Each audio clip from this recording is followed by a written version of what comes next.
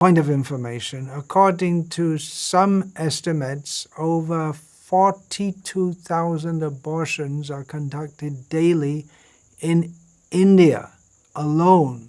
If that's a high figure, well, it's going to be at least 1,000, a lot of abortion clinics.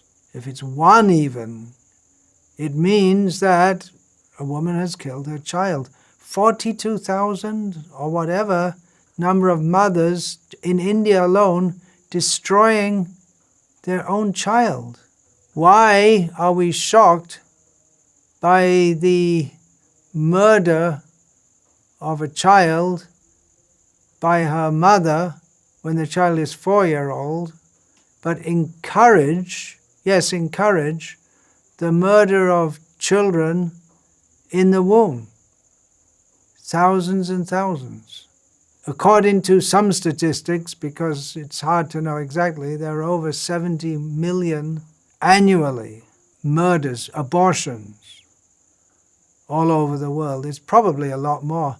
And we wonder why the world is in such a mess when women killing their own children is considered normal. Good, keeps the population down, right?